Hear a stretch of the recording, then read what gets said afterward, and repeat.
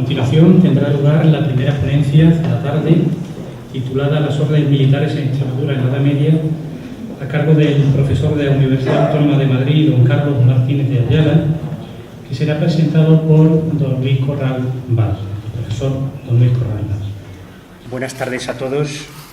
Es un honor tener entre nosotros al profesor don Carlos de Ayala Martínez, catedrático de Historia Medieval de la Universidad Autónoma de Madrid, quien ha venido esta mañana desde la capital de España para pronunciar la ponencia inaugural de nuestro Congreso Nacional, titulada Las órdenes militares en Extremadura en la Edad Media. Por problemas de tiempo no hemos podido incluir en la documentación el guión de la ponencia y un mapa que, al terminar yo esta breve presentación, les repartiremos personalmente para que lo tengan. Bien, el doctor don Carlos de Ayala tiene un currículum académico y científico que yo calificaría de impresionante, del que tienen unos poquísimos datos en el cuadernillo del Congreso. Yo no voy a cansarles, lógicamente, con la lectura de su currículum completo, sino voy a ser muy breve en esta sencilla presentación, pero creo que debo destacar que entre los variados temas históricos que ha investigado nuestro ponente, sobresale el referido a las órdenes militares en la península ibérica durante la Edad Media. A este tema ha dedicado numerosísimos artículos de investigación, monografías especializadas y libros de síntesis. Además, ha coordinado y colaborado en obras colectivas sobre las órdenes militares y ha dirigido varias memorias de licenciatura y tesis doctorales sobre las principales órdenes militares españolas. Estamos, pues, ante uno de los mejores especialistas, no solamente a nivel nacional, sino a nivel internacional, sobre las órdenes militares hispánicas en la Edad Media. Quiero subrayar también algo que no es habitual entre los historiadores de las órdenes militares de nuestro país. El profesor don Carlos de Ayala no solamente tiene una formación histórica muy profunda, sino que atesora una sólida formación teológica adquirida en un principio en la Universidad Pontificia de Comillas, que le ha permitido investigar con mucha solvencia los temas de la Guerra Santa durante la Edad Media y la espiritualidad militar en la península ibérica. Por último, para no cansarles, deseo dejar constancia de las publicaciones del doctor don Carlos de Ayala sobre las órdenes militares en Extremadura, especialmente la Orden de Alcántara. Nuestro ponente conoce con mucha profundidad la documentación medieval de la Orden de Alcántara, ya que es actualmente el subdirector de la colección diplomática medieval de esta orden, obra de la que ya se han publicado 2 volúmenes con casi 1.750 documentos regestados o publicados íntegramente. La elaboración de esta magna obra pues le ha permitido vincularse estrechamente con la región de Extremadura. En fin, en nombre de la Federación Extremadura Histórica, deseamos agradecer a don Carlos de Ayala su plena disponibilidad y que haya aceptado inmediatamente, sin condiciones y sin ninguna duda, hacerse cargo de la ponencia inaugural de este Congreso, a pesar de tener que desplazarse desde Madrid y tener que dejar sus múltiples ocupaciones. Es un honor para todos nosotros contar con su presencia. Muchas gracias, don Carlos. Gracias.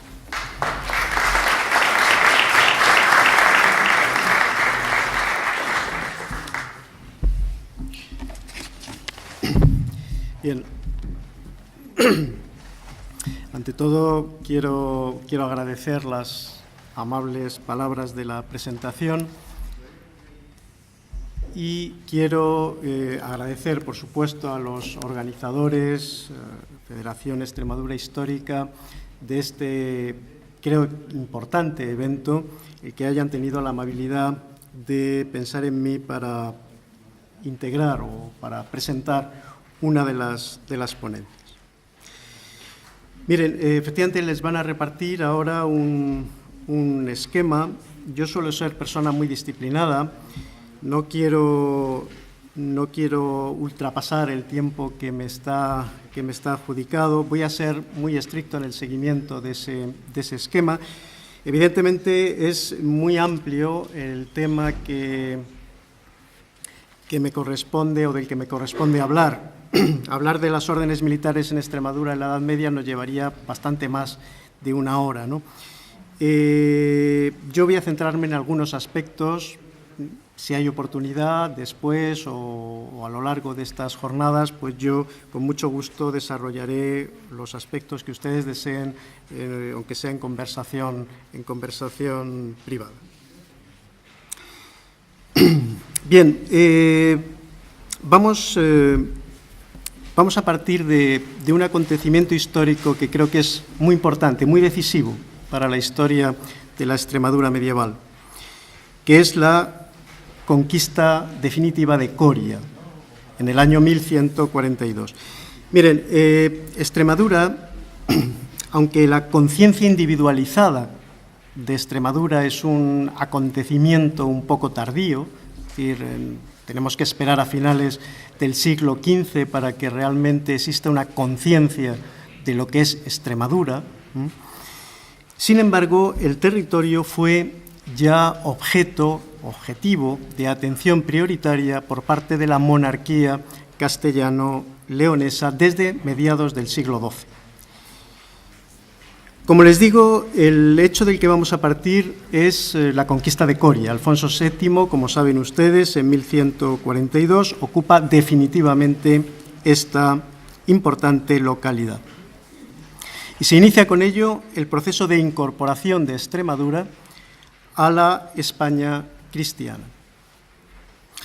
Si nosotros consultamos la documentación que está a nuestra disposición sobre este acontecimiento y sobre todo los relatos cronísticos y de manera especial la crónica de Alfonso VII, de Alfonso el Emperador, nos daremos cuenta que los cronistas tienen un especial interés en hacer de este acontecimiento un hito que va a servir para convertir la ideología de legitimación, de expansión, que eso es la Reconquista. La Reconquista no es más que una ideología, una cobertura que permite justificar la expansión territorial.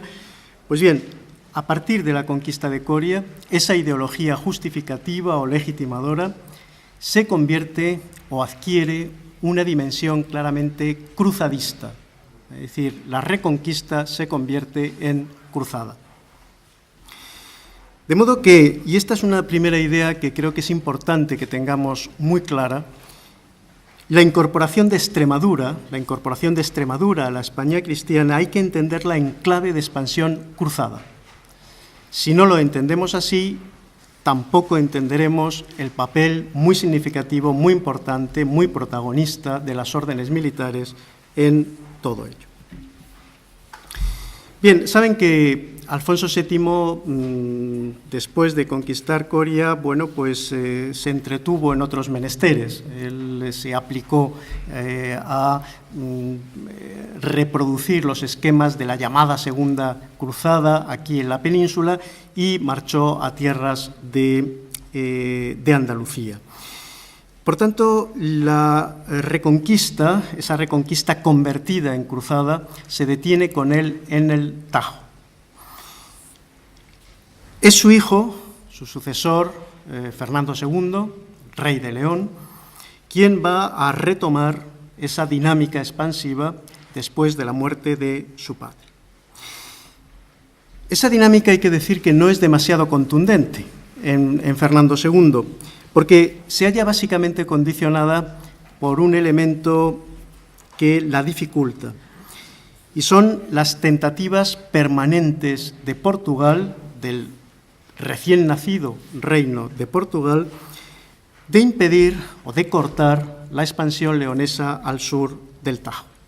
De hecho, Alfonso Enríquez, el primer rey de Portugal, dio carta de libertad a Geraldo Sempavor, ese extraño personaje casi legendario, el Cid portugués se ha dicho en alguna ocasión, para que ocupara una serie de enclaves muy significativos, muy importantes en esa ruta de expansión hacia el sur.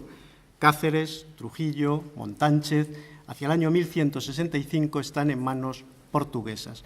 Es decir, que Portugal intenta cortar el acceso, intenta cortar el avance leonés.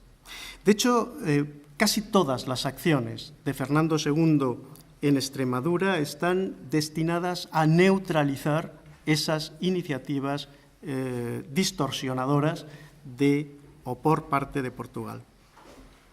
Esas acciones son básicamente la conquista de Alcántara, que tiene lugar en 1166, y posteriormente, pocos años después, la conquista de Cáceres, de Trujillo, de Montánchez, 1169. Bien, ¿cuál es la implicación de las órdenes militares en este primer capítulo de la expansión leonesa por tierras de Extremadura? Ese papel es decisivo. Y es decisivo porque, aunque el enemigo fundamental sea Portugal, sin embargo, la legitimación de la carrera expansiva es la lucha contra el infiel. Es la cruzada, como les decía. No importa que Fernando II, el rey de León, anduviera en tratos con los almohades y que incluso pactara con ellos frente a Portugal. Es igual. En cualquier caso, la ideología que legitimaba la expansión era una ideología antiislámica, era una ideología básicamente cruzadista. Lógicamente, las órdenes militares van a ser el instrumento por antonomasia de la cruzada y, por consiguiente, ellas adquieren un protagonismo especialmente intenso en todo el proceso. Estoy hablando de órdenes militares, pero la verdad es que en los años 60 del siglo XII solo podemos hablar de una orden militar operativa en tierras de León, del Reino de León, y esa orden es la del Temple. Quizá alguno de ustedes diga, bueno, no, pero hay otra orden por ahí, que es la Orden del Hospital. De hecho, cuando en 1166 se produce la conquista, la incorporación de Alcántara, Fernando II va a donar la mitad de la villa de Alcántara a la Orden del Hospital. Bueno, el problema de la Orden del Hospital es que en ese momento estaba en trance de militarizarse. La Orden del Hospital no es una orden originalmente militar, sino que se va militarizando poco a poco. Es cierto que en este momento está ya muy cerca de conseguirlo, pero no es propiamente una orden militar todavía. De hecho, de ello es muy consciente Fernando II cuando al año siguiente retira la mitad de esa propiedad de Alcántara de manos de los hospitalarios, que no eran especialmente efectivos en ese momento para tener el control de una plaza tan importante, tan fronteriza, tan expuesta como era la de Alcántara. Por tanto, solo el Temple, en un primer momento. Y de hecho, Fernando II se va a preocupar de dotar al Temple de una plataforma logística importante en esta zona que estamos, que nos encontramos hoy, concretamente en todo este territorio del noroeste de la actual provincia de Cáceres, haciendo de Coria el centro articulador de ese señorío templario, que lo es a partir claramente de 1168.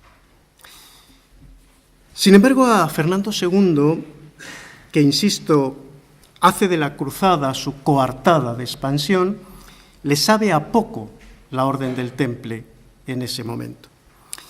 Y se decide en el año 1170 a crear una cofradía militar para la defensa de Cáceres. Fíjense, bueno, esa cofradía está llamada a ser la más importante de las órdenes militares nacidas en la península ibérica, la Orden de Santiago. Y sin embargo, en ese momento, la que va a ser Orden de Santiago no nace como una orden militar, nace como una cofradía laical. Había muchas. Alfonso el Batallador, en la primera mitad del siglo XII, crea más de una y más de dos en la zona oriental de la frontera, y cofradías laicales de este mismo tipo, que estaban destinadas a proteger un determinado emporio fronterizo, ya estaban activas incluso en el vecino reino de Castilla, en Ávila, por ejemplo. Lo que crea, por tanto, Fernando II es una cofradía laical. ¿Y qué diferencia hay entre una cofradía laical y una orden militar? Bueno, las diferencias son muy claras. Los caballeros que conforman una cofradía laical son laicos, que tienen, eso sí, ciertos compromisos entre ellos de carácter religioso, pero desde luego no son religiosos ellos y desde luego tampoco tienen una consagración mediante votos que sí tienen los miembros de las órdenes militares. Los miembros de las órdenes militares son, como todos ustedes saben, religiosos que se consagran, tienen un carisma específico, es el carisma de la espiritualidad militar, y se consagran mediante votos a dar cuenta o dar satisfacción de ese carisma. ¿Qué ventajas podía tener? Es decir, ¿por qué Fernando II no crea una orden militar? Es decir, ¿qué ventajas podía tener una cofradía laical? Bueno, pues varias ventajas, ¿no? La primera es que esas cofradías laicales están muy arraigadas en la idea de cruzada.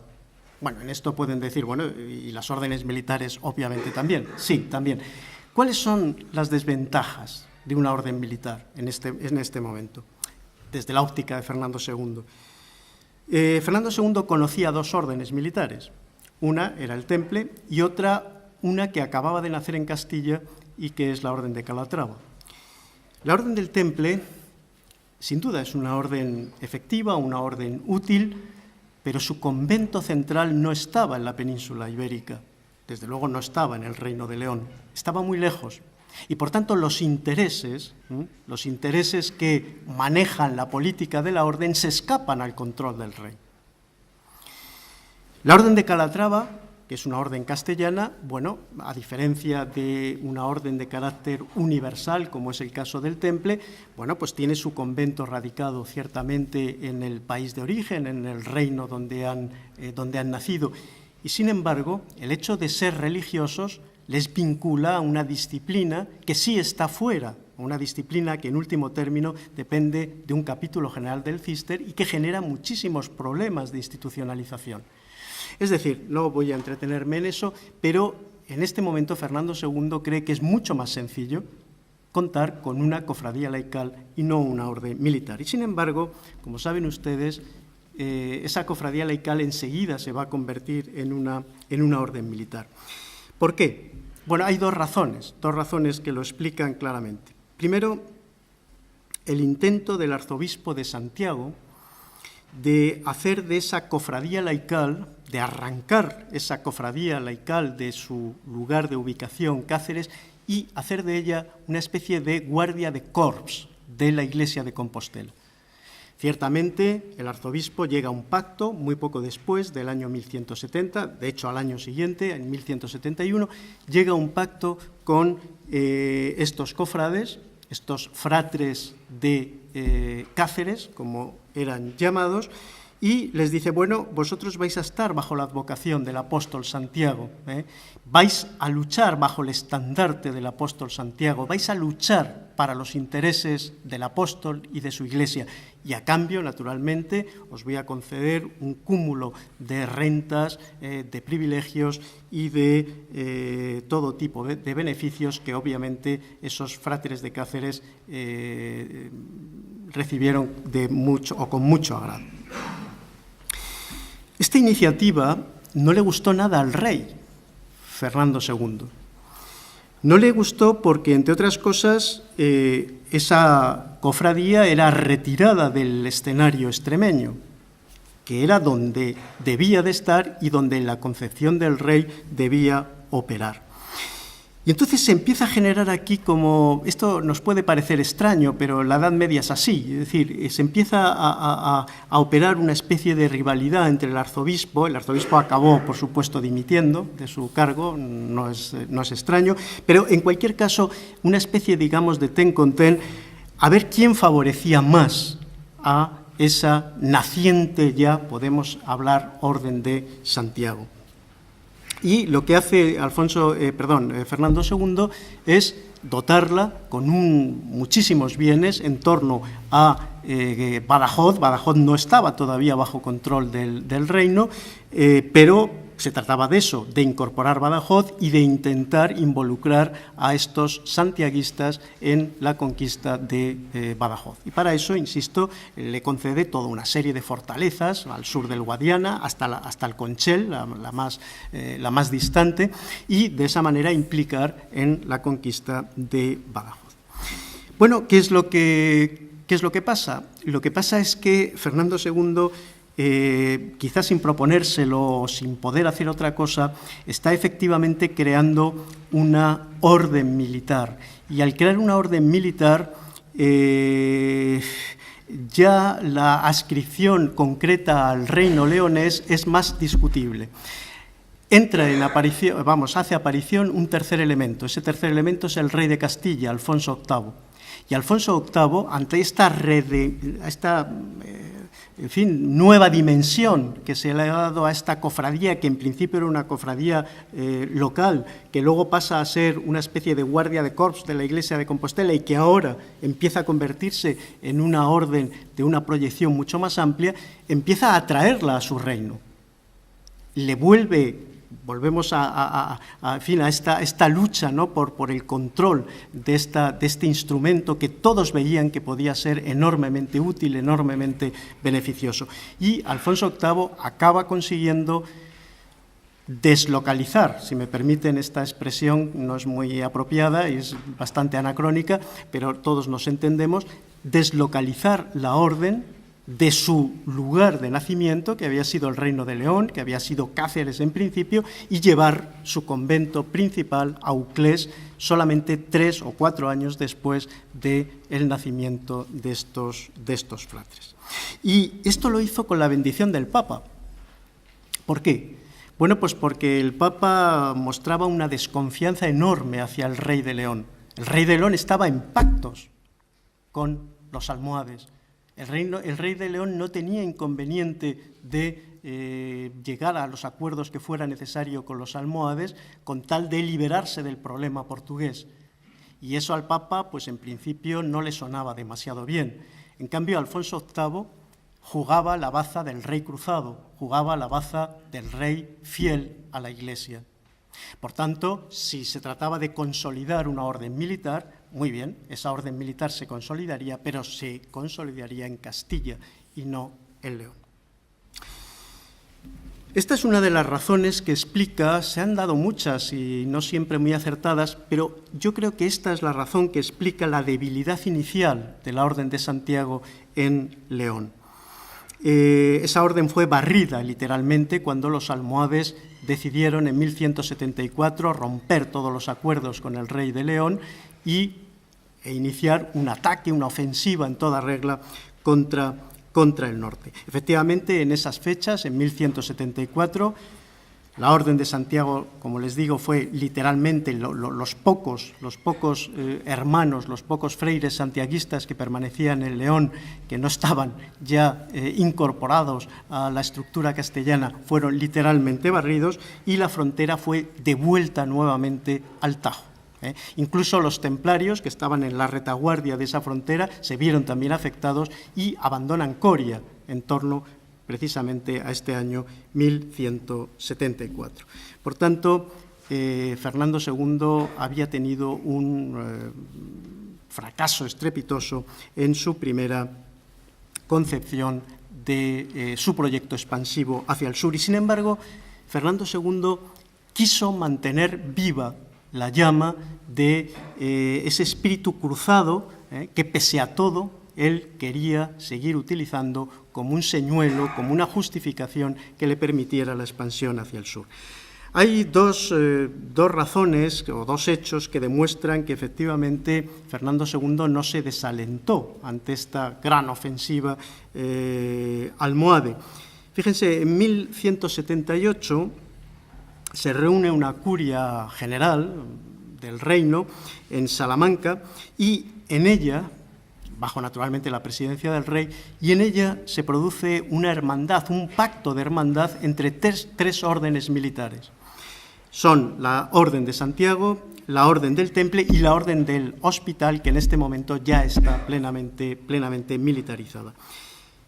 ¿Qué es lo que dice ese pacto de 1178? Bueno, pues ese pacto dice que van a actuar en primera línea de combate frente al infiel los que en ese pacto se comprometían bajo las órdenes inequívocas de Fernando II. Por tanto, está vivo ese interés cruzadista de expansión hacia el sur. Y hay un segundo hecho que es no menos importante. En 1183, Fernando II impulsa la militarización de una congregación religiosa, de un convento, de un pequeño priorato, San Julián del Pereiro, que está llamado a ser un importante activo en la política futura, va a ser el núcleo futuro de lo que luego conoceremos como Orden de Alcántara.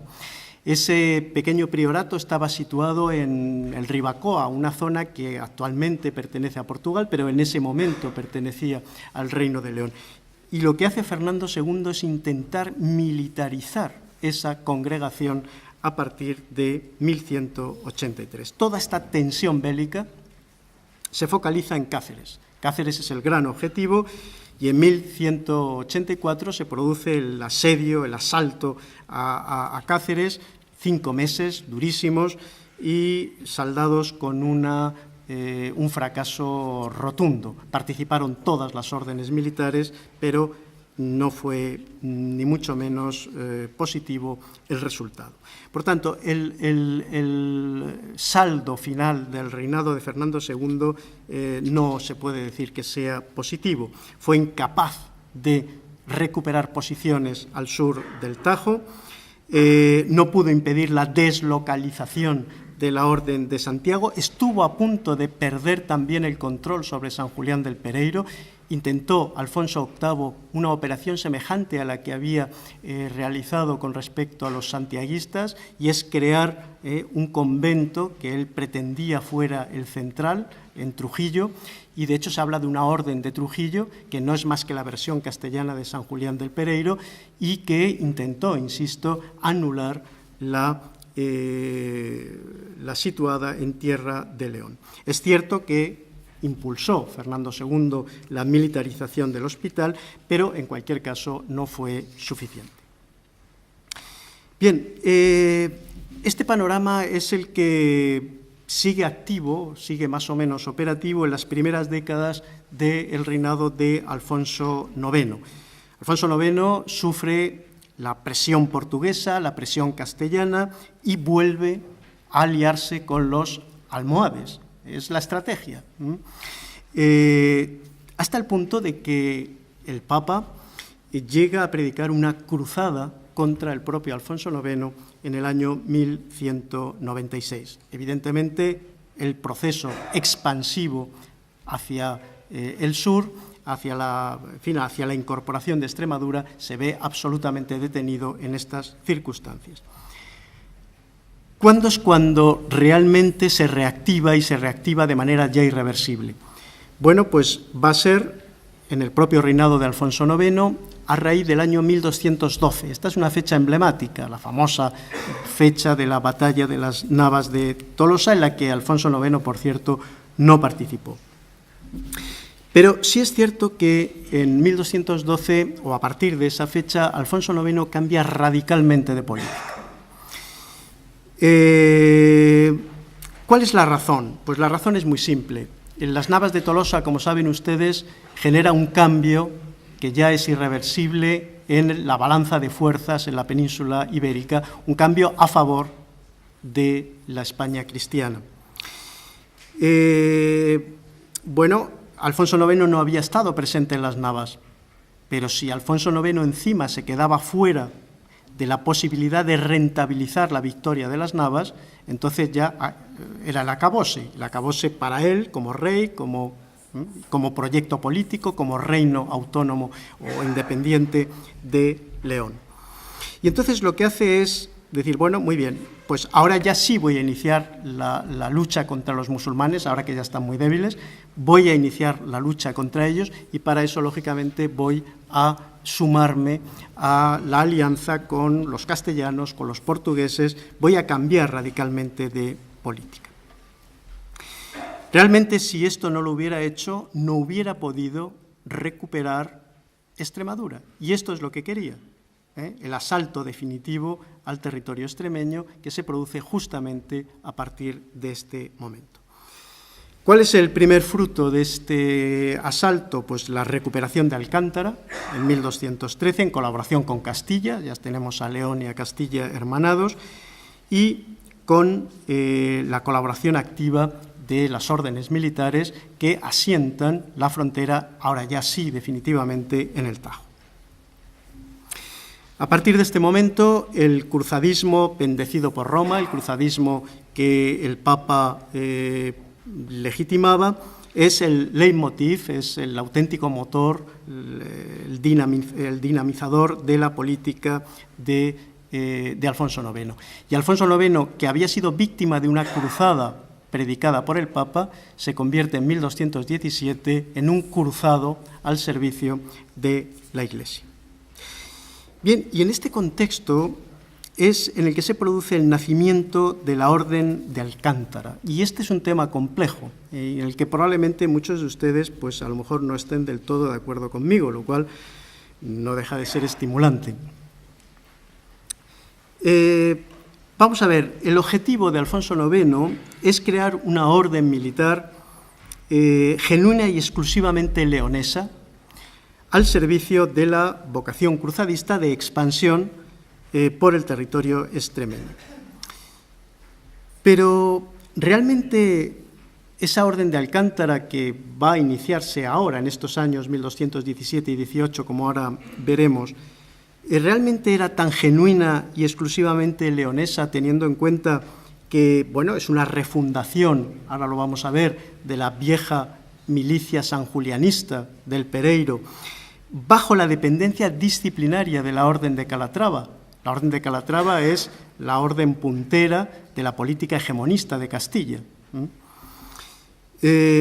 Por tanto, ¿estamos realmente ante ese instrumento? Bueno, en realidad debemos entender, a mi juicio, debemos entender el nacimiento de la Orden de Alcántara como el fruto de un pacto. Un pacto que es expresión de estas nuevas circunstancias que han nacido a raíz de 1212, a raíz de la victoria de las Navas, y que llevaron al entendimiento entre Castilla y León. Como todo pacto, fue el resultado de una negociación difícil y una negociación lenta, cuyos pasos son los siguientes. Fíjense, antes de 1212, es decir, antes de este cambio de chip en la mente de Alfonso IX, en este darse cuenta de o con Castilla o esto es un desastre, hasta ese momento, hasta esa fecha, hay toda la oposición del mundo por parte del rey a castellanizar, a esos intentos de castellanización de San Julián del Pereiro. En cambio, a partir de 1212 se inician estas negociaciones, que son negociaciones entre los reyes de León y de Castilla. Hay una primera propuesta de máximos que Alfonso IX sabía que Alfonso VIII no iba a aceptar, pero él, bueno, en esta negociación presenta un objetivo, un desideratum. ¿Cuál es ese desideratum? Pues la constitución de una orden de Calatrava, independiente de Calatrava en León, con sede en el convento de Alcántara, en el castillo, en la fortaleza y convento, en el complejo conventual de Alcántara. La donación de 1217 que hace Alfonso IX a la Orden de Calatrava del castillo de Alcántara nos lo explica.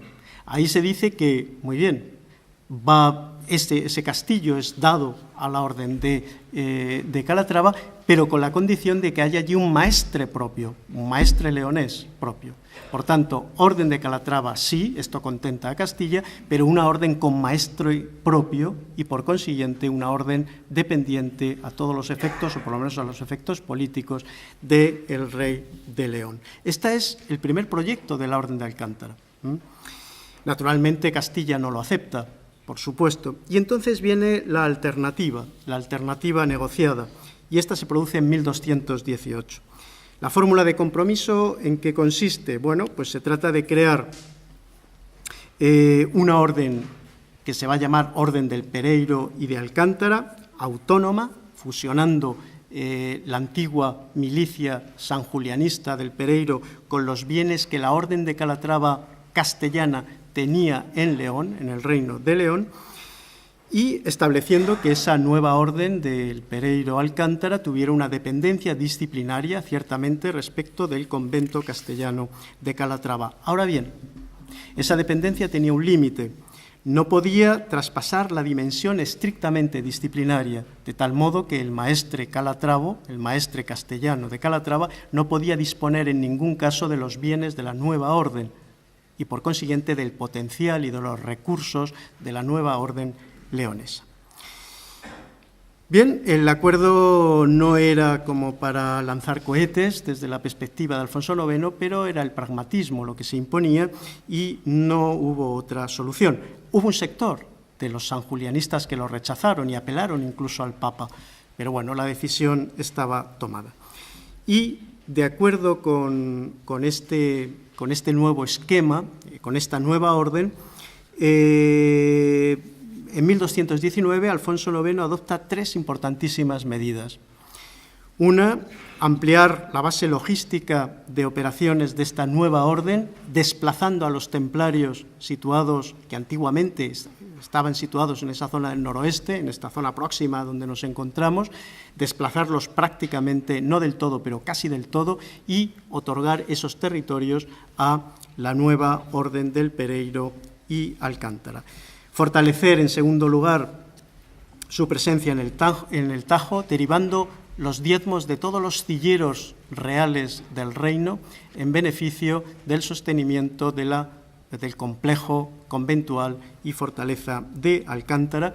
Y, en tercer lugar, incentivar la predisposición belicista de la nueva orden, entregándole cuantas villas y castillos pudiera adquirir en territorio extremeño. Cáceres, nuevamente, es el objetivo cruzado a partir de este momento. La participación de las órdenes militares en los sucesivos asedios que se van a producir sobre Cáceres está más que atestiguada.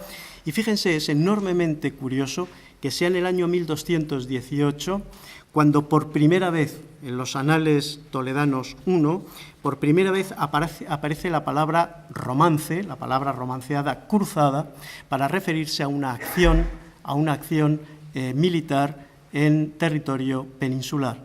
Se trata del intento de conquista de Cáceres, la primera vez que aparece la palabra cruzada en España. Bueno, los fracasos de ocupar o para ocupar Cáceres no merman, parece ser, la imagen de este nuevo cruzado, que es Alfonso IX, a quien el Papa llega a presentar. Fíjense, es curioso, en 1221 le llega a decir el Papa que él es el instrumento de Dios que puede hacer aquí en Occidente lo mismo que la Quinta Cruzada ha hecho en Oriente al conquistar Damieta. Está pensando en Cáceres, está pensando en la importancia que tiene el objetivo cacereño. El éxito, finalmente, no les aburro más, se produce en 1229, el día de San Jorge, cuando alcantarinos, hospitalarios y, sobre todo, santiaguistas intervienen de forma muy efectiva en la rendición de Cáceres. Bien, la incorporación definitiva de Extremadura se produce ya en el reinado de Fernando III. Fernando III tiene una estrategia muy semejante a la de su padre, la utilización de ese cruzadismo, de esa ideología cruzadista con bendición papal, y por tanto el protagonismo de las órdenes militares está más que asegurado en este momento. Bueno, Castilla tiene una serie de problemas, pero como saben ustedes, desde 1230 Castilla y León vuelven a ser una monarquía unida y, por tanto, el proyecto político de Fernando III, cuando empieza realmente a activarse, el proyecto reconquistador y cruzadista, es a partir del año 30, a partir de la fusión de los dos, fusión, no es correcto, de la adición de ambos reinos, que es verdad, no volverían ya a separarse. Bueno, ¿el objetivo cuál era? El objetivo, ya no existen los almohades en España, pero hay una alternativa de los almohades, que es un régimen indigenista, Muhammad Ibn Hud, que intenta recomponer la España andalusí, la España islámica, y el objetivo de Fernando III es muy claro, ocupar el Guadalquivir, la vega del Guadalquivir, ocupar la vega del Segura, y él personalmente, y delegar en las órdenes militares la ocupación sistemática de todo el flanco suroeste de la nueva corona de Castilla, de la nueva monarquía castellano-leonesa, es decir, el ámbito de Extremadura. Bien, por supuesto, los grandes protagonistas en estas operaciones de conquista a partir de 1230 son, como saben, la Orden de Santiago, la Orden de Alcántara y la Orden del Temple. El mapa señorial de la Baja Extremadura nos descubre más o menos los porcentajes de participación de cada una de las órdenes en ese proceso de incorporación definitiva del territorio extremeño. Como saben ustedes, los alcantarinos se centran en la zona de La Serena, en torno a Magacela. Los santiaguistas, desde sus bases de Mérida, progresan hacia el sur, llegan a la zona de Llerena, la zona de Usagre y llegan incluso hasta Segura de León. Y los templarios, por su parte, privados de buena parte de su señorío al norte del Tajo, son compensados con unos extensísimos dominios adehesados en la Baja Extremadura, en torno a Capilla, concretamente, la llamada Siberia extremeña, como saben ustedes muy bien, y otro gran señorío que les es atribuido en el suroeste de la actual provincia de Badajoz, en torno a Jerez de los Caballeros y Burguillos y Alconchel. Bien, este mapa señorial, centrado básicamente en la Baja Extremadura, tienen ahí un mapa donde pueden más o menos ver, es un croquis más que un mapa detallado.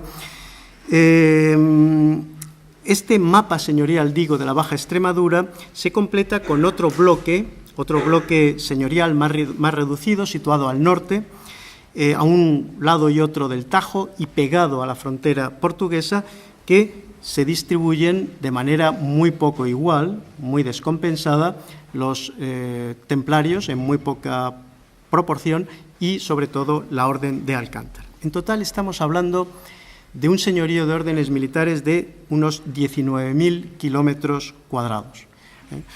Tienen ahí las cifras, por supuesto, aproximadas. El Temple, 3.000 kilómetros cuadrados, Alcántara, 7.000, Santiago, 9.000. Fíjense, si tomáramos la cifra actual de extensión de la comunidad autónoma extremeña, que si no me equivoco anda por los 41.600 kilómetros cuadrados, fíjese, estaríamos casi con un 45% del total de lo que actualmente es la comunidad autónoma de Extremadura. Es decir, todo ese territorio pertenecía a las jurisdicciones de las órdenes militares. Bien, el tiempo va avanzando, yo no les voy a cansar mucho más, pero sí quiero aludir a algunas cuestiones antes de finalizar. No puedo, porque el tiempo no me lo permite, no puedo extenderme en el tema de la colonización, que es un tema obviamente muy importante. Ustedes lo tienen ahí. La colonización básicamente significa dos cosas. La colonización en manos de las órdenes militares, en manos de estos agentes de la creación de espacio político, que esos son las órdenes militares, como otros poderes feudales, obviamente, ¿no? Bueno, pues esa colonización implica dos cosas. Como tienen ahí, organización y explotación de recursos humanos y recursos naturales, y para ello, naturalmente, hay toda una serie de cartas pueblas y de fueros que básicamente pretenden atraer poblamiento, cuestión harto compleja. La demografía ciertamente era ya muy débil en ese momento, de ahí la dedicación básicamente ganadera, del esfuerzo económico y de explotación por parte de las órdenes. Y el segundo aspecto de esa organización y explotación de recursos humanos y naturales es la creación de un marco institucional de carácter concejil, la creación de concejos. Esto es algo realmente interesante, insisto, no podemos ahora detenernos en ello. Otro aspecto, la otra dimensión de la colonización es el establecimiento de una estructura de control señorial. Es decir, sobre esa realidad que ya está activa económicamente, las órdenes militares proyectan su señorío. ¿Y lo hacen cómo? Lo hacen mediante un mapa comendatario, es decir, las encomiendas, como todos ustedes saben perfectamente, son esas circunscripciones básicas que componen y articulan el dominio señorial. Bueno, pues ese mapa comendatario que en el caso de Extremadura está clarísimamente, en el caso de La Mancha también, el Reino de Toledo castellano, pero en el caso de Extremadura es espectacularmente claro cómo se adecúa a las vías pecuarias, es decir, todas las encomiendas, los centros más importantes de articulación del espacio y de activación de la tarea colonizadora se adecúan clarísimamente a las vías pecuarias, a la red pecuaria que atraviesa toda esta región. Bien, insisto que para ir acabando y no cansarles, voy a referirme al último aspecto que tienen ahí en el esquema, el tema de la defensa del territorio. No es mucho lo que les voy a decir porque esto nos llevaría también muy lejos, entonces no quiero pasarme de tiempo. Bien, una vez que finalizó el proceso de incorporación de Extremadura a la monarquía, el territorio extremeño ya no debió de defenderse nunca más de los musulmanes. Es curioso, por ejemplo, las distintas oleadas de los benimerines, que como saben ustedes afectan de manera muy importante a la península a partir del último tercio del siglo XIII y durante toda la primera mitad del XIV, no afectaron prácticamente al territorio extremeño. Por tanto, los únicos problemas en que se ven implicados los freires, los miembros de las órdenes militares, problemas de tipo militar, son derivados de conflictividad intracristiana. Es decir, que los freires se ven obligados a actuar en contra de la naturaleza originaria de sus instituciones, en contra de otros cristianos que pudieran amenazar la integridad del territorio. Bien, yo les propongo que nos refiramos únicamente a 3 crisis que afectaron de manera muy particular a las órdenes militares en los siglos XIV y XV. En primer lugar, la disolución del Temple. Bueno, luego el profesor Corral nos hablará de los templarios y yo no voy a hacerlo aquí. Simplemente decirles que la mitad del patrimonio de la Orden del Temple en toda la Corona de Castilla se hallaba en Extremadura. Claro, cuando se produce la disolución del Temple, ustedes saben que el Papa pide, por presión del rey de Francia, pide a los reyes de Occidente que procedan a la incautación de los bienes templarios. Y efectivamente Fernando IV, en el caso de Castilla, de la Corona de Castilla, procede o intenta proceder a esa incautación en 1308. Bien, se produce la reacción violenta por parte de los templarios que se niegan a la entrega de las fortalezas. Fíjense, de las 20 fortalezas, en correspondencia con ese 50%, de las 20 fortalezas que disponía la orden en el conjunto de la corona, la mitad estaban aquí, estaban en Extremadura. Y en algunas de ellas, como por ejemplo la de Fregenal o la de Puente de Alcántara, muy cerca de aquí, se produjo realmente una resistencia muy activa que tardó en ser sofocada, ¿no? El caso, por ejemplo, de Fregenal, gracias a las milicias del Concejo de Sevilla, y en el caso de Puente de Alcántara, gracias a las milicias del Concejo de Cáceres y a la propia Orden de Alcántara, es decir, unos freires contra otros en un mismo episodio. Bien, las otras 2 crisis a las que voy a hacer referencia se relacionan con conflictos con Portugal. Y en este caso los protagonistas son básicamente los freires de la Orden de Alcántara, que como ven ustedes en ese mapa que tienen, pues sus dominios, su jurisdicción está prácticamente adosada en una buena parte a la frontera portuguesa.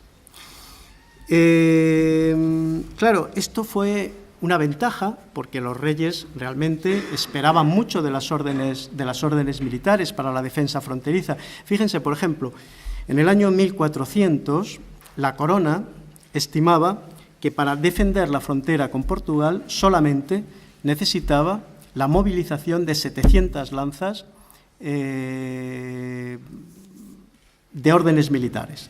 Las lanzas son, como saben ustedes, es una unidad operativa de ataque, no es solamente un hombre, es un conjunto, es un equipo. 500 de esas lanzas pertenecían a la Orden de Santiago y 200 a la Orden de Alcántara. Con eso se defendía perfectamente la frontera. Por tanto, fíjense la importancia que tiene estratégicamente, logísticamente, desde el punto de vista político, la presencia de las órdenes ahí. Y sin embargo, y esto se ve muy claro en el caso de la Orden de Alcántara, no llevaría muy lejos ir a las explicaciones profundas, pero muy por encima, la Orden de Alcántara creó unos quebraderos de cabeza a la corona absolutos. Es decir, la Orden de Alcántara se hallaba defendiendo la frontera, pero se hallaba a caballo de la frontera, a caballo de su interés, de modo que quería beneficiarse tanto de la corona de Castilla como de la corona de Portugal. Y esto, lógicamente, hace que adoptaran, en ciertos conflictos, como vamos a ver ahora, adoptaron una actitud de cierta ambigüedad, una ambigüedad política que era absolutamente lesiva para los intereses, en este caso, de la corona de Castilla. Así ocurrió, por ejemplo, en la crisis luso-castellana de 1336-1339, que es una guerra, es una guerra muy interesante. Básicamente es fruto de la insatisfacción que para los portugueses había supuesto el Tratado de Alcañices. Como saben ustedes, en el Tratado de Alcañices, en 1297, se fija la frontera más o menos como hoy, está situada, está fijada. Bueno, pues los portugueses no estaban muy de acuerdo con esa fijación, sobre todo esa hendidura que hay en la zona del sur del Tajo. Eso no les parecía oportuna, toda esa zona de Valencia de Alcántara, etcétera. Y eso genera esta guerra unida a otra serie de circunstancias. Pues bien, fíjense, en esta guerra, Alfonso XI, el rey de Castilla del momento, hubo de destituir a 2 maestres alcantarinos y a uno de ellos incluso lo ejecutó por delito de alta traición, a Gonzalo Martínez de Oviedo. Es decir, que la garantía de ese posicionamiento de las órdenes militares, o concretamente de la Orden de Alcántara en la frontera, parece que no era quizá tan absoluta. Y, segundo ejemplo, la guerra luso-castellana de 1475-1479, la guerra que da paso o da inicio, como saben ustedes, al reinado de los reyes católicos. Esa guerra es una guerra con Portugal por la sucesión al trono, todo el tema de la Beltraneja, en fin, todas estas cosas que ustedes conocen y que nos han refrescado efectivamente muy bien, como decía la consejera hace un momento, esa serie de Isabel, que por cierto he de decirles que a mí personalmente no me ha disgustado mucho, y eso que los historiadores somos muy críticos con este tipo de emisiones. Me ha gustado, de hecho. Fíjense, en esa guerra la ambigüedad de la Orden de Alcántara se mezcló además con un problema, el problema de un cisma maestral. Saben ustedes que en ese momento Alonso de Monroy, por un lado, y Juan de Zúñiga se disputaban el maestrazgo. Pues bien, Alonso de Monroy en ese conflicto llegó a poner en manos del rey de Portugal, es decir, mayor traición imposible, nada más y nada menos que media docena de fortalezas de la Orden de Alcántara, algunas de ellas como Piedrabuena o Mallorca, de una importancia estratégica extraordinaria. Bien, voy a ir acabando. Simplemente quería decirles que quizá esta ambigüedad tan lesiva para la corona fue uno de los temas. No quiero ser reduccionista, obviamente, hay muchas otras razones, pero esta fue una de las que justificó la medida de los reyes católicos de incorporarse los maestrazgos. Es decir, por lo menos ellos sí se ampararon un poco en estos problemas de fidelidad. Saben ustedes que esa incorporación se produce a finales del siglo XV, en 1493, concretamente la de Santiago por fallecimiento del último maestre, Alonso de Cárdenas, y en 1494, teóricamente, la de Alcántara por negociación con el maestre Juan de Zúñiga. Lo que pasa es que el maestre Juan de Zúñiga puso unas condiciones tan tremendas a los reyes católicos que prácticamente estos, hasta el fallecimiento de Juan de Zúñiga, que fue en 1504, no pudieron disponer de los recursos propios de la mesa maestral alcantarina. Ya les digo, mi compromiso era no pasarme el tiempo, espero no haberlo hecho, espero tampoco no haberles aburrido demasiado y nada más. Muchas gracias por su atención.